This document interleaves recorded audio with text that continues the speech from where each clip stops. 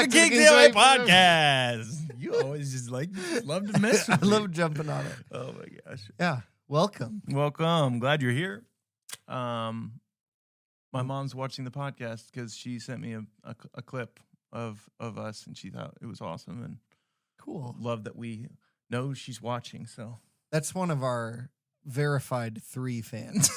I just think it's funny that we joke about it, but it's the truth. It is. Well, I actually have great news. I found a 4th fan. Woo! I'm kidding. I already knew about him. But Brian listens to the podcast, and not Ryan. It's not just me. I'm not the 4th fan. But I had a conversation about our last podcast, the Worship Walls Part 1. And that conversation, I won't get into the details now, but he rightly pointed out some stuff that as we continue that series, we're actually going to slow down, take a little bit more time, do the research, do more thinking through, mapping out. So we didn't want to just jump in here today and just throw out another one of those super off the cuff. We're going to prepare at least a little bit. Not so much that isn't conversational, but more than... I think we were saying, it bloomed like an onion. There was so many layers that I don't think we started out thinking as many layers as there was. And then we didn't get to sit on some of the places that we needed to have a little bit more time. Yeah. We didn't get to. So, and also he said I may have thrown out a straw man argument, which I may have, which I'll come back and clarify. And anyway, we'll fix all that later. But for now, as the title of this video implies, we're doing another verse of the day. Well, some of my favorite videos are these verses of the day because they're a little terrifying because they are. We have no idea what's there. One of these days, we're going to get hit with a minor prophet and just cry on camera or for 20 Daniel minutes. and a certain piece of Daniel. But no, I'm excited. Yeah. As long as it's not in Leviticus. You know what this is about already because you've seen the title, audience. But we have not. Yeah. So we're scared. Is this drum roll? Well, before we do that, I'll also say we have a handful of other podcasts lined up. Yeah. That we're going to be recording in the next month or so that are going to be really cool, possibly break up our Worship Walls series that I'm really excited about. So it's not just this series. It is a few guests and a few other people, and it'll be a ton of fun. So just hold on to your britches. I'm excited because the summer is where we can get some guests on the podcast a little easier, especially professors down at Ozark or some people that we know that are a little bit more available and their schedules are open. So I know I'm excited about that too. Yeah. Are you ready? Yep. It's in John. Yes. How do we always get the easy I don't know, but I love it. John 1:12, believe it or not. So this is in the Word became flesh section, which is one of my favorite sections of John. It's such a cool imagery that if you've never looked at is total cool. So here's the verse. Verse 12. Yet to all who did not receive, or who did receive him, to those who believe in his name, he gave the right to become children of God. Yeah. Yet to all who received him, and all to those who believe in his name, he gave the right to become children of God. Let's just read this in a few different versions because I feel like that version was a little choppy. What is that? It is. That's NIV. NIV? Do NLT. I'm going to read it in, NLT, which is a little easier to read. Mm-hmm. But to all who believed him and accepted him, he gave the right to become children of God. Okay, now NRSV, which is maybe harder than normal. Yeah. But to all who receive him, who believe in his name, he gave power to become children of God. Gotta be honest, this one doesn't seem really hard. No, but I think it's a really fun verse though, because this verse has a really dynamic implications onto the identity of God. And I was talking to somebody about this on Sunday, but that A.W. Tozer quote that I think I've said a dozen times. Yeah. And what you think of when you think of God is the most important thing about you. Yeah. And so this verse, though it is small and though it is pretty straightforward, has immense implications on the relationship that we have and that God desires with us. So there's this there's a story that Jesus tells in the Gospels called the prodigal son. Yeah. And that's the first thing I thought of when I read this. This is the first thing. I was just kind of like, and the prodigal son, two sons, father's two sons, one son, the older one works hard, stays home. The younger son tells his dad, I wish you were dead. Give me my inheritance now. Dad says, okay. Gives him the inheritance. Son leaves, goes and spends it on wild living, and then eventually runs out of money and friends. Yep. There's a famine in the land. Yep. It all goes downhill. Everything goes to crashes. Crap. And then he ends up eating the food of one of the dirtiest animals in the culture that he's in the Jewish culture. Not just dirty as in icky, but dirty as in like furthest from God. Unclean. The most unclean thing that cannot be in the presence of the cleanest thing, which is God and his people. And eventually decides, you know what, I can at least be a servant in my father's house. He'll probably let me at least come back and be a servant. See where I'm going with this? Yeah. And so he comes back, and the father runs to him, which is breaking every rule of how a father is supposed to be respected, and they should wait for the father, and he walks because his time is more valuable than everyone else's. Everyone else should run, but the father, he can walk. I mean, it's his time. And then he embraces the son, throws a coat over him, which is the security, puts a ring on the finger, which is the credit card, which is trust, and then puts sandals on his feet, which is the sign of deep blessing, that you don't even have to walk on the ground. You get to walk on this thing that protects your feet, even the thing that's the dirtiest part of the person, and which is such a cool imagery. But what I love about that story is the father immediately goes, what was lost has been found. My son that was gone has now come home, and he's fully restored. Yeah. This is what I think John is alluding to here in this imagery. It's not that we're coming back like the kid that stayed out too late after curfew. You know what I mean? And the parents like tail between our legs, and we don't get put in a position of being a servant or being like less than we were before we messed up. Yeah. We get restored back to the position that we don't deserve, that shouldn't be, right? And we become children of God. It's crazy because there are still conditions on this. It's not like everyone's a child of God. Done. Yep. There are still conditions, but the conditions are so easy. Yeah. It's in RSV, to all who received him, who believed in his name. And in modern day American churches, we tend to think, as long as you say the magic words, I believe that Jesus is the Christ, the Son of the living God. Yep. Whatever, that you're good.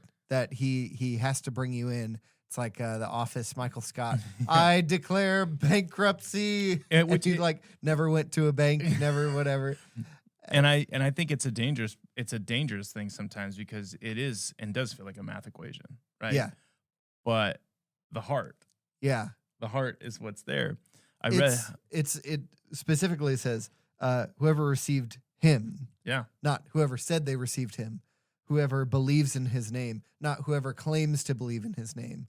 Like whoever like pursues the Father God and actively tries to do those things with God. And I think the cool thing about the prodigal son, and this is why the Bible always is living and active, and it's doing things that we miss and we come back. But I've heard a preacher talk about how the son's confession could have been completely economical, not relational at all.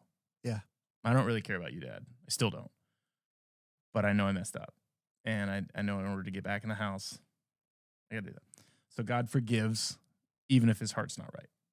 He still offers forgiveness, right? Still fully restores, because that's what his love would do. But there's also the part that the son seems to have a speech prepared, seems to have his heart in a decent place. But the dad doesn't even get his confession out, because he sees the heart immediately. He's like, I don't care about the words. Your heart's here. You're back. Yeah. I feel it. There's an intensity to it. And I think both of those things are cool, because in this text, it's to anyone. It's to anyone that would just come home.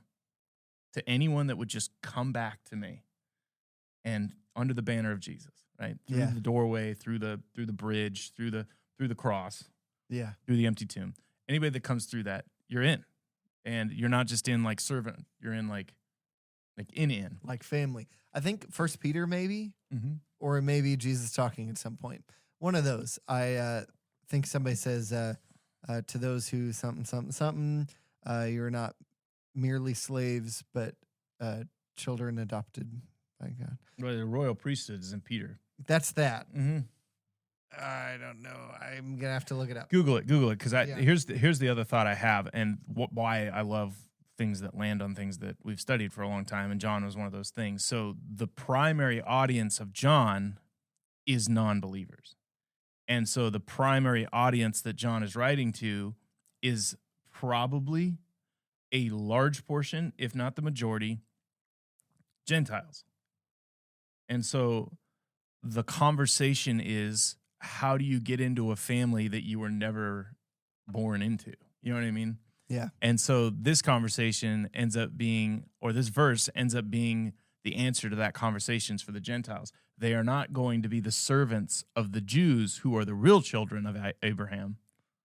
Yeah. They are going to be grafted in as equals, all children. Yeah. And so it's speaking not just to the covenant language that God is giving to Israel, but John's going a step further, and he's saying, no, anyone, not just the people that came under the covenant that are the Abraham's not descendants. just the rule followers. No, not just anyone that has a desire can come, and they are at equal place, equal standing, children, which is so cool. Did you find it? Yes. Okay, Sweet. I got a lot of it wrong, but it's John 15:15. Normally how studying the Bible starts. You are my friends if you do what I command. I no longer call you slaves, because a master doesn't confide in his slaves. Now you are my friends, since I've told you everything the Father told me. You didn't choose me, I chose you. I appointed you to go and produce lasting fruit, so that the Father will give you whatever you ask for using my name. This is my command. Love each other. I got the friends and the family thing mixed up, but other parts of Scripture, possibly even other Joannian passages, say adopted as sons. I think First Peter talks about that. Anyway, there's this turn where you're expected to be brought in a lowly position because you didn't earn anything. Yep. But instead you're brought in and sat at the family dinner table without having earned anything. Like, that didn't win you, but who you knew, Jesus, brought you in. Okay.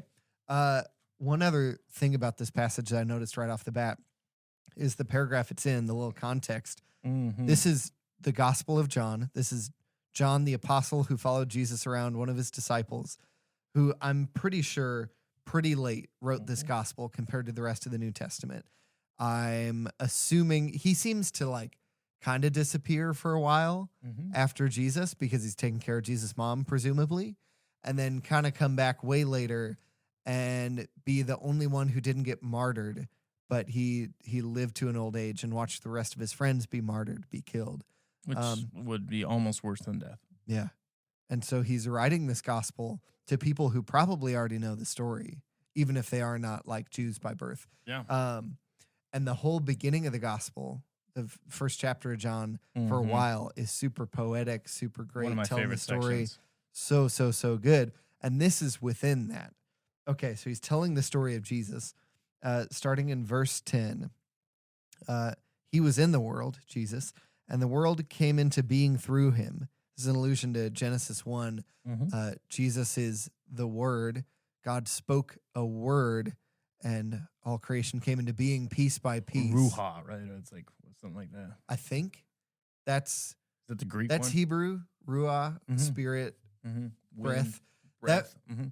I'm not sure how much that ties to this, but I think it's part of it. Yeah. I heard somebody try to compare ruah and logos and whatever, even though those are two languages right there, to God at creation, and they said that the Father was the speaker, that the Spirit was the breath exiting as the Father spoke, and that Jesus, the Word, was the word he was saying. Yep. And the Word and the Spirit went out from his mouth and created and returned and whatever. Anyway, you could think about it like that. It's really cool. But verse 10, he was in the world, and the world came into being through him. Jesus was a part of creation. Now, this next sentence, a big part. Yet the world did not know him. He came to what was his own, because he created it, and his own people did not accept him. Mm-hmm. But to all who received him, who believed in his name, he gave power to become children of God, who were born not of blood or of the will of the flesh or of the will of man, but of God. So this passage, I mean, first of all, it's so deep and poetic and awesome, but it's telling this narrative about how I've heard so many preachers do this, that did you know that Jesus, being a part of creation, planted that tree that he would be crucified on? Did you know that that God, Psalm 139, you knit me together in my mother's womb, that he knit Mary together in her mother's womb, and then God knit Jesus together in Mary's womb, and like all these like backup cosmic, like heaven's height view kind of moments. And this is one of those. The creator of all creation, of every living soul, every created thing, walked around on earth, which was his. He had his name in the bottom right-hand corner of every piece of creation. Jesus, Christ, last name Christ. I'm kidding. Yeah. And yet he was rejected by his own creation, by his own children, in a sense, the Father's own children. And yet, again, he offered this way to become children of God again. One of my favorite ways to handle verses, I think it's 9 through 13, is to retell the Genesis story. So Genesis 1 is basically John 1:1. Like, in the beginning was the light, was the Word, and the Word was with God, and the Word was God, and he is at the beginning of all things. He made nothing without him, and nothing was made without him in life, all that cool things. But then listen to how when it gets to verse 9, it literally feels like you're telling the creation story all the way to Adam and Eve, and then all the way to us. It's like verse 9 goes, the true light that gives light to everyone was come into the world. So the same thing that happened at the very beginning of Genesis, which was let there be light, the first action that came, all right? So Jesus was in that light, or was the light, right? He was in the world, and through the world he made through him. The world did not recognize him. So here's the concept. Adam and Eve walked with God, talked with God, hung out with God, but in the end did not recognize what was going on. Yeah. You know what I mean? And then what happened? Came into the world, which was his own, and they did not receive him. And that's the end of the story. That's when Adam and Eve are kicked out and the curse is there. Yeah. But thank goodness, if you receive Jesus, the ending changes back to the garden. You're back in the garden. You're with the light. You're walking with God. Yeah. It literally reverses the entire thing, and how that goes, how he does that, why the name of Jesus has this, it's the next verses. The Word became flesh, made his glory to it. Like, it's describing how that process happened. Such a cool and incredible. I mean, we've been talking about this a lot because we're studying 1 John on Sunday mornings, and so everybody's asking the timeline. So is this the same John that wrote the Gospel of John? Pretty sure, like 85%. Probably maybe more like 90%. Yeah. Did 1st, 2nd, and 3rd John get written before or after the gospel? Sure seems like before. I mean, it just seems like these were like his first attempts at letters. Yeah. And his they gospel seem a lot more raw. Yeah. This gospel is like a unworked masterpiece. Yeah. And you can tell there's pieces of 1st and 2nd and 3rd John that sound and look very similar to some of the concepts in his gospel, but are not word for word. If you've ever heard artists release their like phone demo of a song, just them on their acoustic, and it's pitchy and it's whatever, but their heart and soul's in it. And then they have the studio version later. The Gospel of John sounds like the studio version. Oh my gosh, yes. 1st, 2nd, 3rd John sound like the phone demos that are rough, but like gritty and good and raw and everything. I just love that if all you had was the Gospel of John, you could have the movement. Yeah. You could have a church. Like that, you literally, you would be a almost complete Christian with just the Gospel of John. Now, you would be leaving out communion and baptism and some of that stuff. So there's, that's where it starts to get a little controversial. Like very important stuff. It's but there's a reason why John wrote the Gospel. It's to birth new children of God. It's to get people to believe in the name of Jesus. Yeah. That's it. Not grow them, not mature them. All the Gospels are great, but his is the one that seems the most like a thematic narrative. Yep. Where he's telling you a story, but the point of the story is to tell you who God is, not what he did. Nope. I mean, he's doing both. He's obviously doing both, but absolutely. But it seems like most of his effort is spent in like character development. Yep. Character telling. It seems to be a giant photograph of who Jesus was. And then an ultimate, will you choose to trust him? Will you believe in him? Will you walk with him? And he does it just beautifully. There's 7 signs, 7 names of God, 7 miracles. I mean, he does all these cool things through the center of the book, which we've studied for almost 3 years here at Kingsway over the course of several different kind of set chunks of sermons. My favorite part is that John says things poetically and clearly, and he doesn't beat around the bush, but he's not mean. You know what I mean? There's nothing in here. It's like, hey, some people didn't recognize him and they didn't do the right thing. But you know what? For everybody that does, there's some cool things that happen. You become children of God. You realize when you're an heir to the kingdom of God, you are in the family. I love when you say, like, at the table. Like, you're not just like serving the table. Not like you can see it from the balcony. It's like you have a seat. You're at the table. Yeah. Really, really cool. This, even though it's different authors, I also feel like 12 and 13, all who received him, who believed in his name, gave power to become children of God, who were born not of blood or the will of the flesh or the will of man, but of God. It's addressing this Jew-Gentile dispute where the Jewish people, Gentiles are just people who aren't Jewish by birth. And maybe if you convert to Judaism, maybe you're a Hebraic Gentile. I don't know, whatever. Anyway, but the book of Romans addresses this a ton, and it's Paul trying to convince the Jews in that city that like the Gentiles are a part of you, and you don't really get any super special blessing that they don't get. At best, you get something first, maybe. I need to go back and look over it. It's Romans. No, and it's... But it's like, it came to them first in the way that Jesus showed up to the Jews, died, and then it went to everybody. And if anything, they're just held to a higher accountability. Yeah. Like that's all it is. Romans chapter 2 and 3 talk about it a lot. I think 9 through 11 talk a lot about of it a is lot. like around dietary stuff and then and then circumcision. That, like, those are the two things that they're kind of like, didn't that we did this? Doesn't that give us like an extra gold star? And they're like, nah, not really. But I'm assuming this is after the Jerusalem Council in the book of Acts chapter 15, maybe, where they have to come back and convince the top Christian leaders who are all Jews, all in the Jewish capital. Hey, Gentiles can be Christians too, and they don't have to do circumcise themselves. They don't have to abide by these dietary things. God told me himself.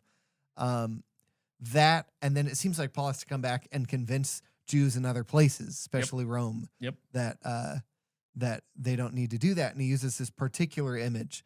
They have been grafted in to the tree of the nation of Israel, to Israel. Which is really cool. And that's one of the most direct places. But a bunch of other times it says, like, by God's grace, you have been made sons and daughters, or I'm adopting you as sons and daughters, and whatever. Israel was called God's child and God's children, and he was their father. And at some points, their mother in like certain, don't worry about it. Anyway, but like he fulfilled this parent role for them as his children. But it was always from Genesis 12, his promise to Abraham that he would have many children, and through them, the whole world would be blessed. Well, now the whole world is blessed because they're all adopted. They're all brought in. And they did the Jews assumed the one thing that we all assume sometimes, that when it meant all the world, it meant that they would be the blessing to all the world. Yeah. And the truth is, no, God was going to use one person, Yeah. himself, Yeah. through that line to bless the world. And how all nations would be blessed is not through their actions, but through Jesus' actions. Yeah. And it's tough because they could have taken it that way more literally. Yes. But for most of their time, they were like, we're going to be a blessing to the whole world. And then forgot that and just remembered we're God's special. Little people. Yep. And just started fighting and killing and whatever. And anyway. Yeah, it made it a lot more. I think it made it harder for them to see who Jesus really was by the time he showed up because of how messed up their theology and stuff had gotten. And you see Jesus taking that out on the religious leaders of the time. Well, this has been a good one, man. I hope that this encourages you maybe to jump back into the Gospel of John if you hadn't read it. Or if you hadn't read it when we studied it, or maybe you're like, man, I just need to go back and read through this. I have most of mine just have notes from my sermons that I took. So the last thing I'd say is if you really want to take verse 12, 13 to heart and like dig more into that, again, all who received him believed in his name, power to become children of God, who were born not of blood. That's the bloodline. That's the Israel. Yeah. Or of the will of the flesh or the will of man, but of God. That in light of us rejecting Jesus, you should go read The Wounded Healer by Henri Nouwen. Yeah, it's this big picture of who Jesus was. He was willing to be wounded to heal us. And those things can happen simultaneously. Both that like he was taking on our wounds in a substitutionary way, our sin or whatever. But at the same time, we're fighting him the entire time he's helping us. Yes. And I know, and I love how John was showing me the video on N.T. Wright that talks very similarly about what courage is and what love looks like. And love isn't one giant courageous choice. It is 1,000 selfless, loving choices along the way. And how we sometimes forget that Jesus did, in a large way, do one giant thing on the cross.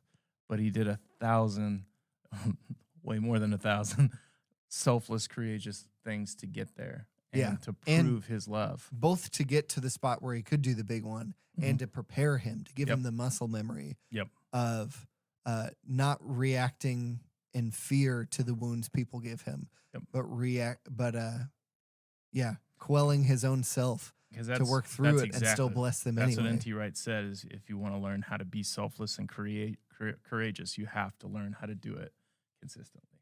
Yeah. And so I think you're dead on. That would be a great book, Wounded Healer. I love Henri Nouwen. And it's so short. It's like 90 pages or something. The Beloved is another one that I highly recommend by him. Yeah. Phenomenal books.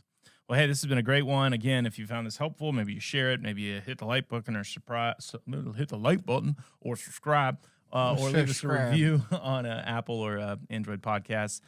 Spotify. We are very excited for The Chosen Season 3 that is supposed to be launching here. We're going to try to potentially do even a launch party at the church. So they haven't released the date yet, but I know as soon as they do, that'll kind of be on our docket. And we'll see what we can do with that. I know those were fun episodes. Yep. Also be on the lookout for the rest of our Worship Walls series and some of our other guest podcasts and other stuff. Should have some fun content coming out for you in the coming weeks and months. So you guys have a great and glorious day in the Lord. See you later, Mom. See ya.